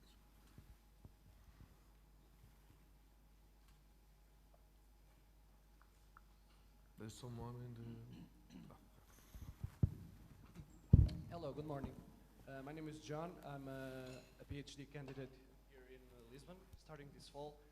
I focus on human overpopulation and other dynamics of population, be it immigration, and I'm very glad that it was brought here on display, since I'm an ecologist as well. For starters, as Dr. Araújo said, population. Yes. Okay, I'm sorry. Did you hear all of that? Okay. Okay, so continuing. Demography is very important. So for starters, you talked about solutions.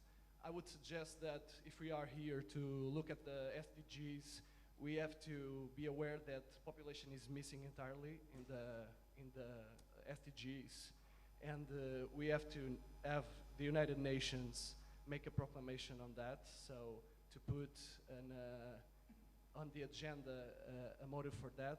But my question would be on the end of on the equilibrium of being an optimist and a pessimist that you were speaking right now. So I would be on the pessimist side.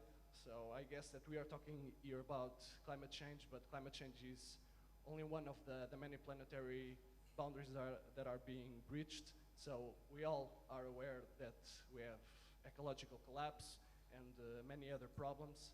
So I would ask the panel to name one of their main reasons to remain optimist at the moment. Thank you.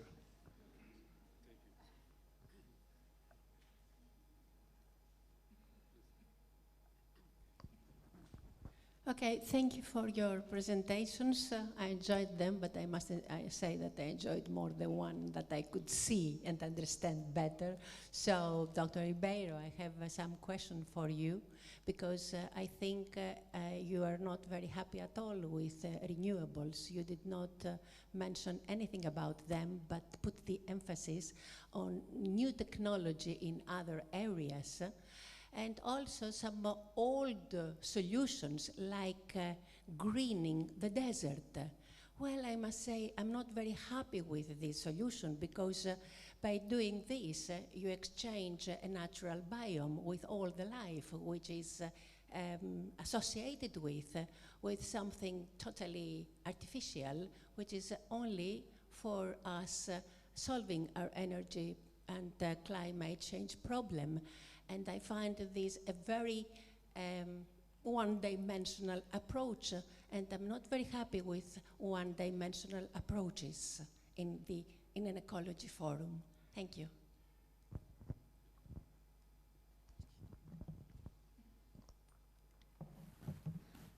Hi, my name is Marco Moretti.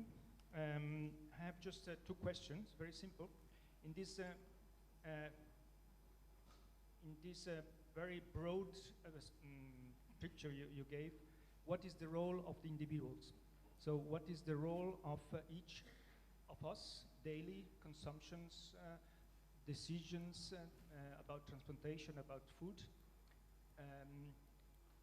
Is maybe a drop in the ocean, but we are many. And the other key words I would like to ask about is degrow. I don't know whether it exists in English, decrescita. It has been also brought as a possible solution to not still thinking growing economically, but degrow. Yes, these are my questions. Thank you. Hello, I'm Andres. Thank you for the open day, by the way. So my question is related with the last question about our personal input and also about the personal ethics. In this conference, we are all working in ecology, in conservation, and therefore there are a lot of times there are ideas coming that we should somehow set an example for other people. If we are the ones who care more, like we should do everything in our hands, and we cannot ask other people to do this kind of stuff without doing that. Which I don't know if is right. That's part of the question. And so that's it. Should we do that? And as a provocative part of it, should we fly from far away to come to this kind of conferences? Is that okay? Okay, one more question, please.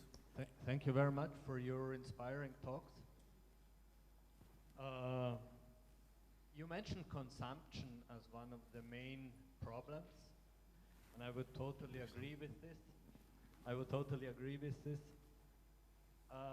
However, we know from many studies that after a certain point, and this point is very low, consumption doesn't increase well-being and it doesn't increase happiness. However, in this discussion and in your discussion, I missed it as well. Can you put your microphone closer, please? Yeah, in Okay, this discussion, we rarely focus on the question why we don't question the paradigm of consumption and even of increasing consumption. It doesn't increase happiness, it doesn't increase well-being. So maybe we should think more about why we always think we need increased consumption and growing, as already mentioned. And I think we do something very similar like we do as climate scientists. We know how to model linear climate change models, but we don't know how to model the abrupt changes. So we just do the one thing we know, but we don't do the thing we should do and we should think about. Thank you. Thank you. Okay, we'll not take more questions. Okay, one more, please. Just one more. Thank you very much. In fact, the debate quite answered one of my questions on the role of individuals. We edit recently a call for climate with the French Society for Ecology and Evolution. And one part was the question of politics. Do we have to stay ecological researcher, or do we have to ask for politics in that question? And it was quite a debate in the society, in fact. So at the end, we had some politics, and I'm happy to see this debate today. My other question is the role for students, because I'm also a teacher, and I make some interviews with my students, bachelor levels. They apply for master degrees, and there was one word coming into their mouth. It was acting. They absolutely want to act, so how can they act? Thanks. Okay, thank you very much. Helena, can you start answering if you want to choose a specific question? Okay, sorry.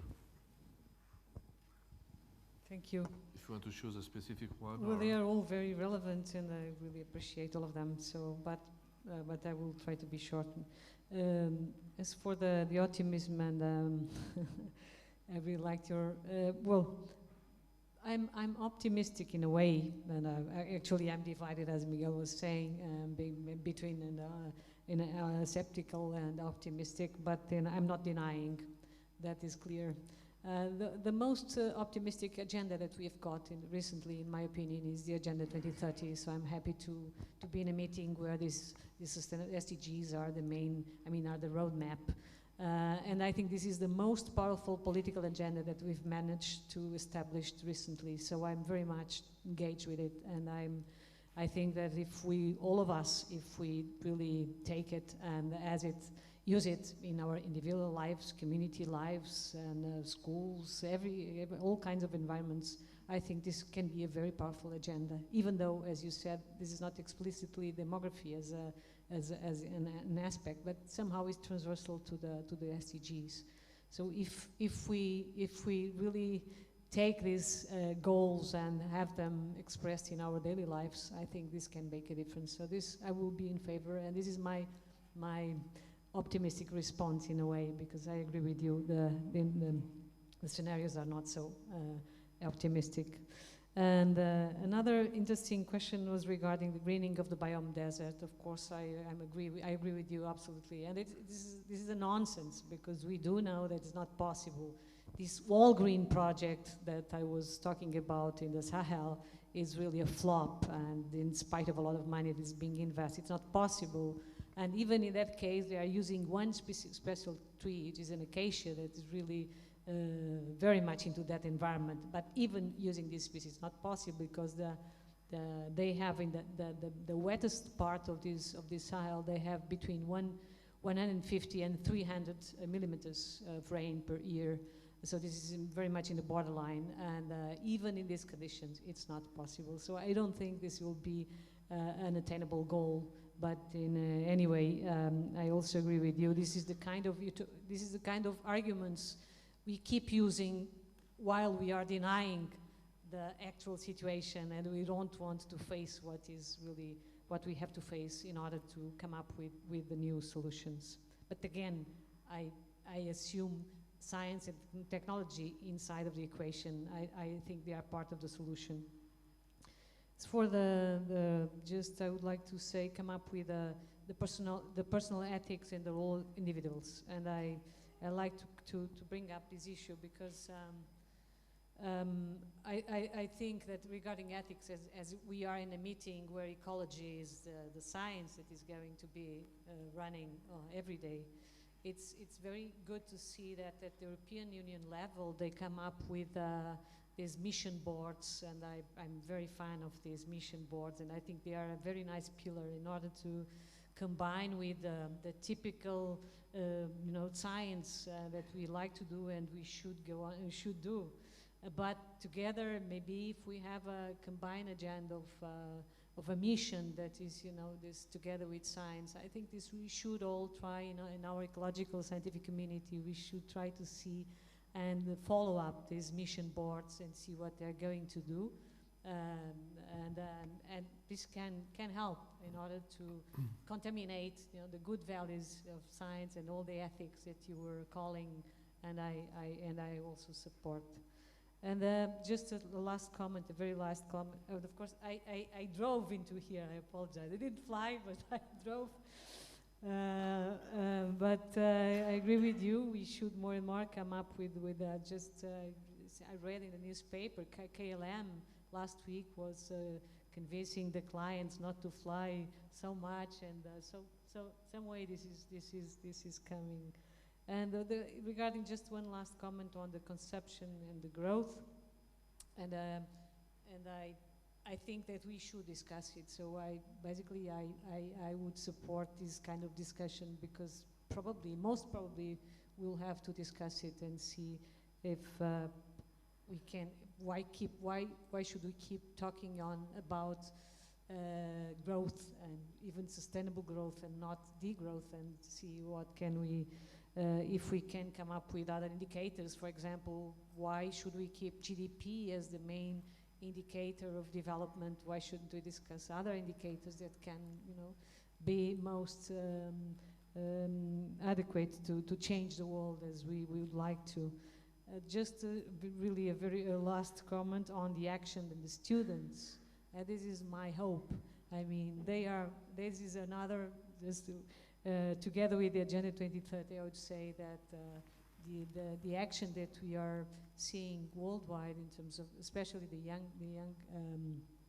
young students, in my opinion, they also bring up this optimistic flag that we need, because they see they have to change, and they are pushing us for this change. So I hope they can really make the difference. Thank you. Thank you. Bernardo, please. Thank you. It's always nice to speak after Helena because she says most of what I was going to say anyway. Just 2 or 3 points. I remain optimistic because when we had the issue of the ozone layer a couple of decades ago, we managed to involve everybody in the world to fight the ozone layer.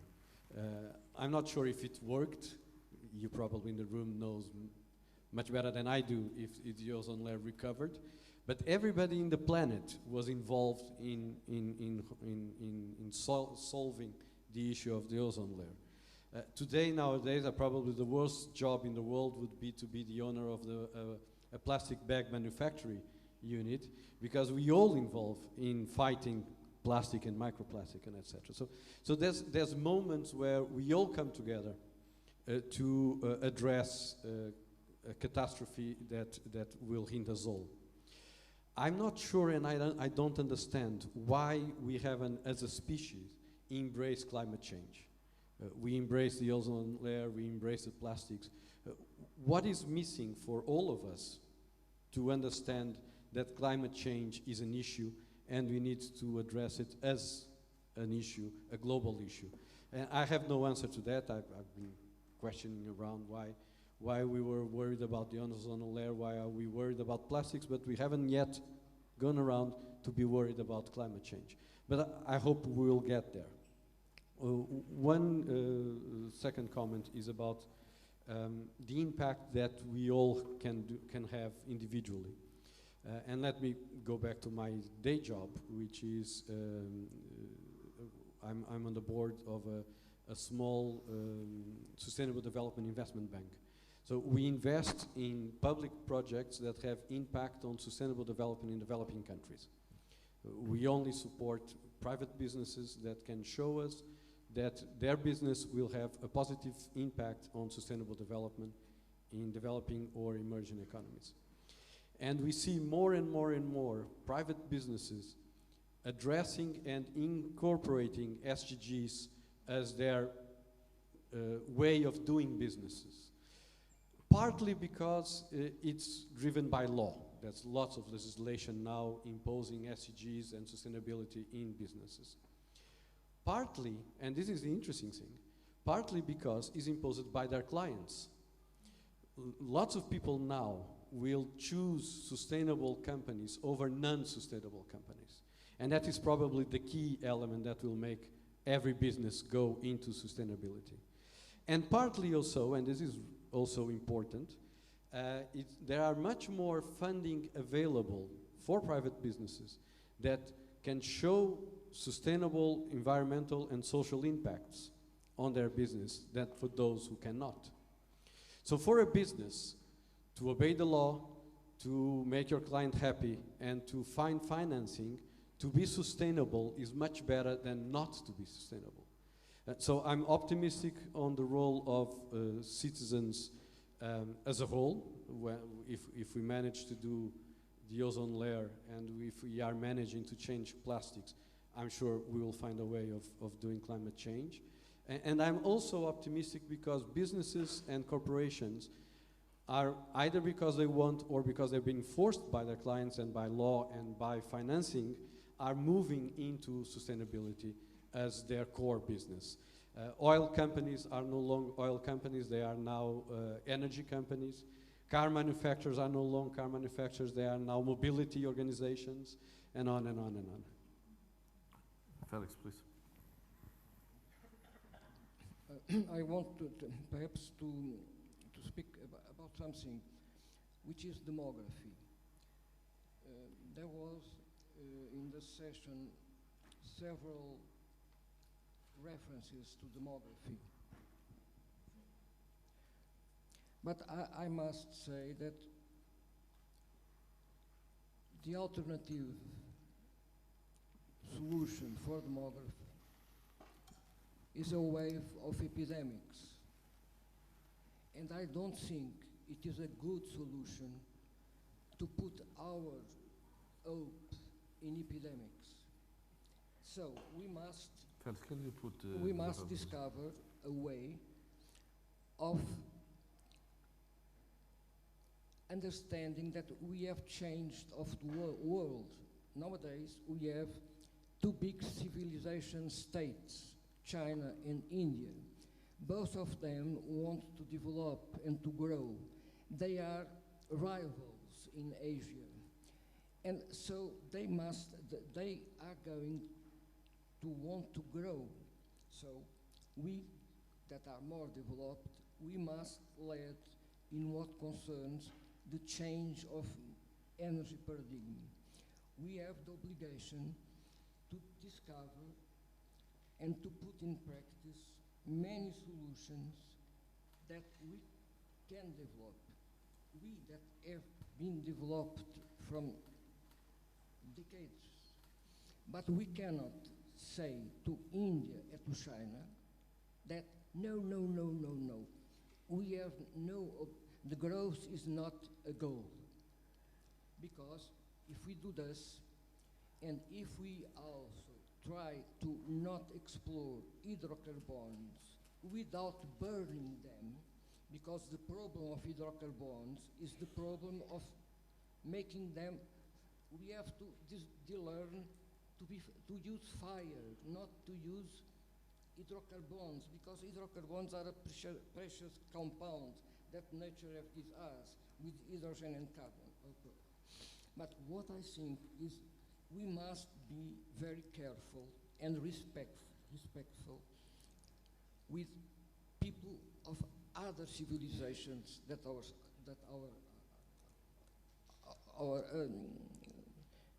our own. And I'm very optimistic about this because, for example, this is the last thing I will do. We are discovering a new way of doing war. Nobody today speaks about weapons of mass destruction. Today we speak about weapons of total or partial paralyzation. Because as everybody is linked to cyberspace, to internet, so this is a huge advance of our species. We don't speak about weapons of mass destruction, we are speaking about weapons of total or partial paralyzation. Nobody present here is going to be in accord with me, but I think we are an extraordinary species. Thank you very much. Thank you, Miguel, to finish. Okay, so there was a bunch of questions that were very interesting. My notes, they're all about, a lot of them are about individual action. How can people act, degrowth, etc., and optimism, reasons for optimism. I have kids, and I try to teach them some of the things I believe in, and I find it extremely difficult. One of them is consumption, not being overly eager to consume. I took them now to Mozambique, where they faced for the first time extreme poverty, and they were astonished by what they were seeing, right? And one of the reasons why I went there and showed them and exposed them, for 2 days their breakfast was biscuits because there was nothing else to have. It was the first time in their life they were exposed to that. And I don't think I can see the effect of that as yet because we just arrived.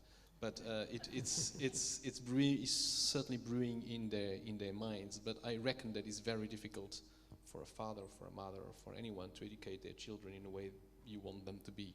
That's probably a recipe for failure. It will not happen. So if it will not happen for my children, I have no expectation that we can preach to the world and make them saints, to use the words that Felix used before. We are what we are, and every policy that is based on changing human nature has failed in the past. It doesn't mean that we cannot evolve and progress. I mean, now civilization, we tend to look down at slavery. We don't like that concept. That's very recent. So there are advances. We can advance collectively, but individually we're still the Cro-Magnon in the cage, as in our genotypes. So can we do something? Of course we can.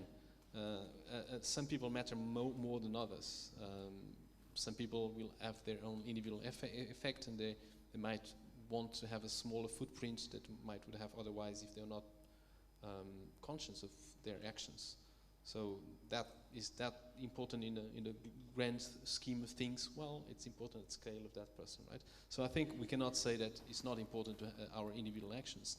But the reason why I still maintain some optimism is that you can see some people with greater responsibilities having a tremendous impact. And I'm going to name one because I was asked one reason to remain optimistic. And Elon Musk was already referred here. He's an intellectual, brilliant guy. He's an inventor, coming up with new ideas, new technologies for mobility and for energy, etc. And when he has one idea that he can't really develop in his lifetime, is releasing the patent. Releasing the patents, sharing patents, is one of the policies that has been argued for quite a long, more than 2 decades now, is one of the main game changers for climate change. Because part of the solution is societal and political, and we've talked about that. But the other part, and a big part of it, is going to be technological. So sharing patents of things that have an impact on climate change mitigation, adaptation, etc., is very important because it speeds up innovation and also shares technology with countries that wouldn't have the opportunity to create those things. One example is the Hyperloop. Is a train that moves in magnetic fields, barely consumes any energy at all, goes at more than 1,000 kilometers per hour. It's the future. I mean, TGVs are Stone Age now. We shouldn't build a TGV. We should build a Hyperloop. And they are part of the components are being made here in Spain. So because Elon Musk released the patent, so lots of companies are picking up on that and building the Hyperloop. So that's a good example. And so it's an individual action. He's a guy. He's a bit crazy. Everyone knows he's a genius, but also he has this thing. But humankind is made of all of these different things. People are different, and the role of individuals can be very important. Degrowth, is it possible? I don't think it is. I don't think we can go for a degrowth economy without creating wars, without creating backlashes. Because degrowth, as we know it, at least for now, it creates unemployment, massive unemployment. Unemployment creates unhappiness, creates massive political change. Eventually, might create even wars. So unless the economists come up with a new model for growing without growing, I think the answer is what Helena said about coming up with ways to improve sustainable development. So the question of consumption, I think I already answered them. I mean, can we question the paradigm of consumption? Well, on one hand is related to degrowth, and on the other hand is related to this idea of changing human nature. Of course, we should and must try. I mean, I came by train, by the way. We change our habits to be more sustainable, but we can't control individual people's choices. So that's very difficult. Thank you. Thank you, Felix, Bernardo, Helena, Miguel. Thank you also to the public. We'll finish now these Lisbon talks. Thank you very much.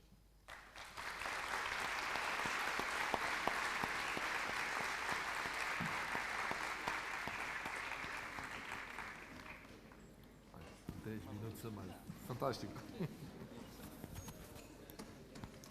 A parte do otimista.